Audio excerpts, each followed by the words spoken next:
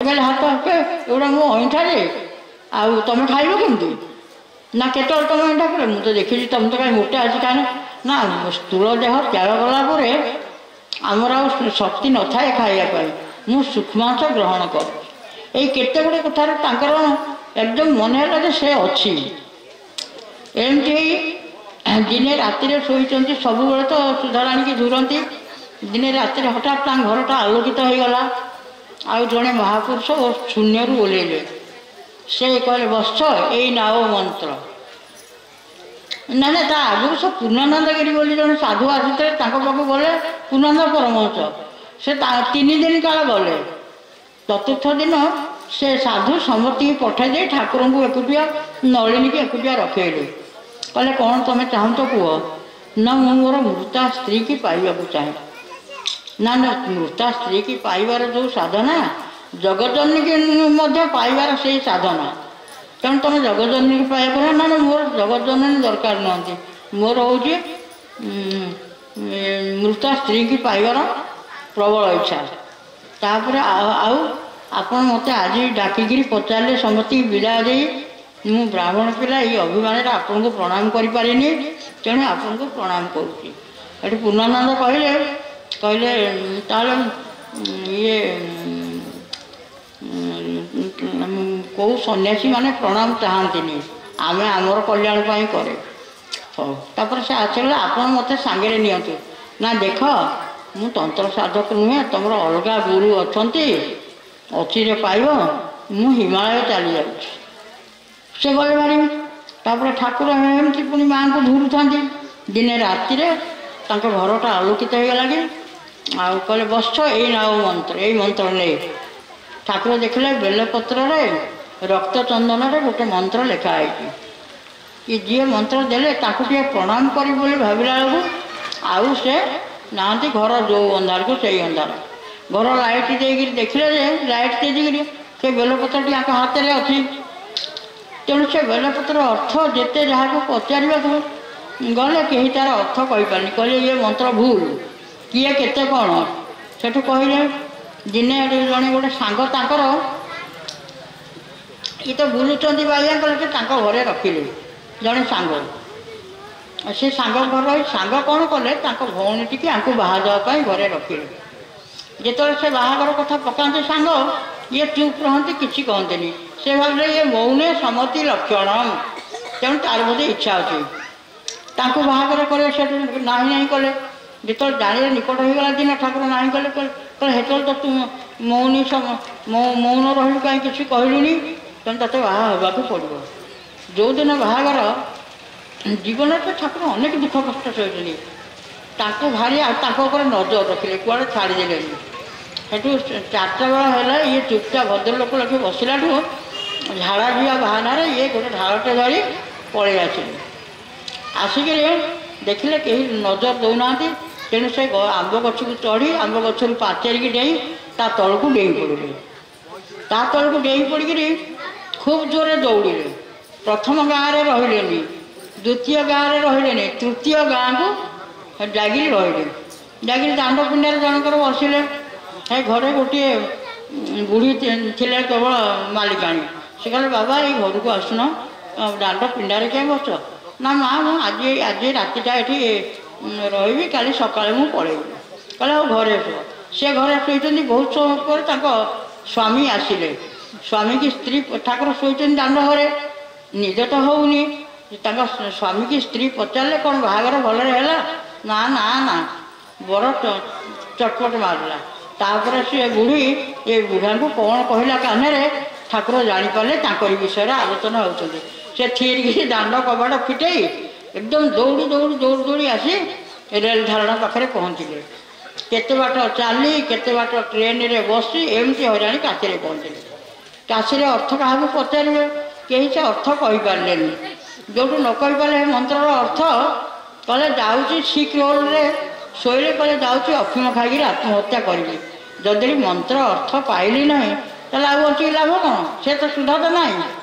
ଏହି ସମୟରେ ଜଣେ ଠାକୁର ଶୋଇଛନ୍ତି ଶାନ୍ତ କ୍ଳାନ୍ତ ହେଇକିରି ଜଣେ ଆସିଲେ ଅତୀନ୍ଦ୍ରିୟ ଜଗତର ଲୋକ। ସିଏ ଠାକୁରଙ୍କୁ देहटा चारिटे हाथ बुले देले क्लांति दूर हो गला कहले बस एटी कोटे खोजुच गुरु जे पाइब तुम घर पाखे गुरु अच्छा तारापीठर बामाक्षेपा पाखु जा ये पुणी से दिन ट्रेन धरिकी बामाक्षेपा आसी बामाक्षेपा तार दिन बामाक्षेपा पाखे पहुँचले से जहाँ को बामाक्षेपा कथा मलारपुर स्टेशन में ओह्लैक आसिले जहाँ को बामाक्षेपा कथा पचारती सी कहते छोट पिला पाखु जानी से तो मारिदेव तू मरीजु से गले ठाकुर भाविले मारतु कि मारी दिंतु जहाँ करूँ मुझी ठाकुर गला देखिले गोटे करबीर गछ को आउजिकी ठीक ठाकुर जीवा बाट को से दिन चाहिए ये जाकि प्रणाम कले प्रणाम कर मंत्रटी देखले से कहले तू महाभाग्यवान रे मार मंत्र पाइचु तो मंत्र प्राण प्रतिष्ठा करी तते साधना बतई देवी 21 दिन सीधेला ठाकुर करथिले तापरे सेठू ठाकुर 21 दिन सीधेला ताकरी पाखे रहिले ठाकुर ताकरी पाखे रही साधना कले बामाक्षेपा सब बतईले सेठू से चिता साधना करके ठीक कहले माँ को आविर्भाव बेल बस से सेठू टिके दूर रही बामाक्षेपा जो डर मारे कारण तंत्र साधना कले बहुत भयानक जिनस अच्छे कौट के पाखे माँ भाई चल डर ना एमती कहते जहाँ ठाकुर सिद्धि लाभ कले तारा माँ सुधांशु बाला वेश देखा जाए रूप ये कहले तुम ए रूप देख ना 3 प्रकार हूँ रूप गोटे हूँ मनमयी भावमयी आ गोटे तत्वमयी ना तुम तत्वमयी ना जदि तुम प्रकृत तारा माँ ताहले मो शिर दियो देले शिर बामाक्षेपा शिखे कह मो मुंडे पाद दियो जदि से प्रकृत होते तारा माँ ताले मुंडे पाद देवे ना अन्य मानकर एत साहस ना कारण ये मूलाधार चक्र गुरुंकर गुरु शक्ति स्थान तारा माँ होती गुरु शक्ति तेणु से चले जान तारा माँ कहले कौन बर मागुच माग ना मुझे इच्छा करी तुमको दिन देखा पाइबी कहले तथास्तु ये कहले आ कौन कहूँ ना तुम तत्वमय रूप टी मत देखा ना से मूर्ति तू संभाली पारू ना तथापि देखा जो कहले ठाकुर से तत्वमय मूर्ति देखेले जोटा गीतार विश्वरूप भाया ये डर एकदम डरिकी चेता बुड़ीगले जिन चेता बुड़ीगले बाबा पाखे तो थे टे दूर से आसी पानी फाणी दे चेता कले आठ कहले तू ते शिष्य करके मुझे धन्य होगली तू भी आज माँ का दर्शन कर तू धन्य हलु ते शिष्य रूप पाई मुझे धन्य हलि तापर ये किसी दिन नियम मानिक रही चाकरी जहाँ फेरले सुधा माँ गला माँ थिला बेले ठाकुर चाकरी करते गले गले दिन जो निरोला टे समय पाती चिंता करवा मात्र के सांगे सांगे से सुधांशुबाला रूप में आविर्भाव हुए किंतु दिने ठाकुर कौन कले कोड़े गला बेलू देहरे मिसी गले यार रहस्य से बुझीपारे छुई भी पारे कहले एड़ा सब ठकामी एड़ा कि नुहे पुणी बाबा सब कौन बोले कहले मुझे तो देखुची तारा मोठू जन्म होती से ध्यान करते देहर आलोक रश्मि जाकि तारा रूप धरे पुणी जिते ये सारते तारा माँ देहरे विलीन होती बाबा सब बोले बाबा सब कहे शला तो पार्टी फिटिले शला तारा माँ को तू जन्म करूँ गर्गर हो गाड़ी देले गाड़ी देखिए राति सारा से तारा मंदिर में ध्यानस्थ हेले बामाक्षेपा ठाकुर हमें मुखशाला बस सकाले कहले देखे माँ कहला जे तते से एमती कराऊँ तू ज्ञानर साधना कर सन्यास ने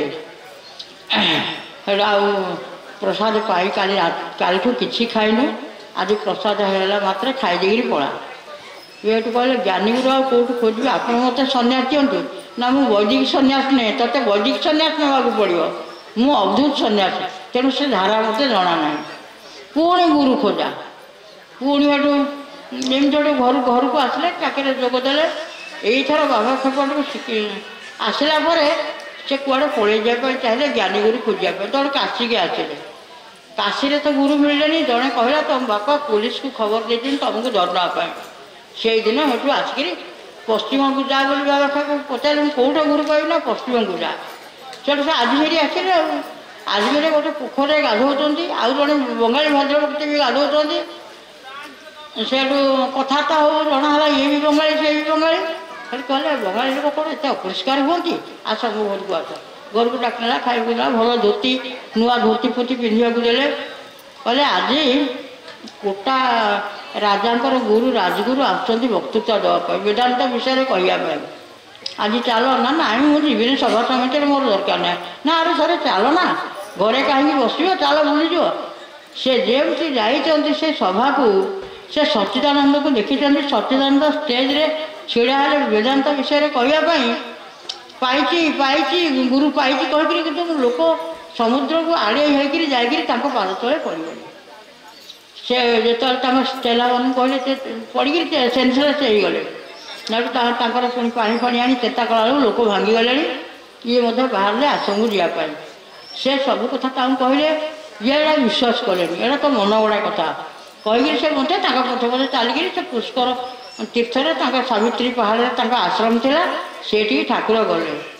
ଏ ଶଳା ବଙ୍ଗାଳୀ ମଛଲି ଖୋର ଯେତେ ସେ ଗାଳି ଦିଅନ୍ତୁ, ଇଏ ହେଇକି ତାଙ୍କ ପାଖରେ ରହିଲେ। ବେଦ ବେଦାନ୍ତ ସବୁ କଲେ।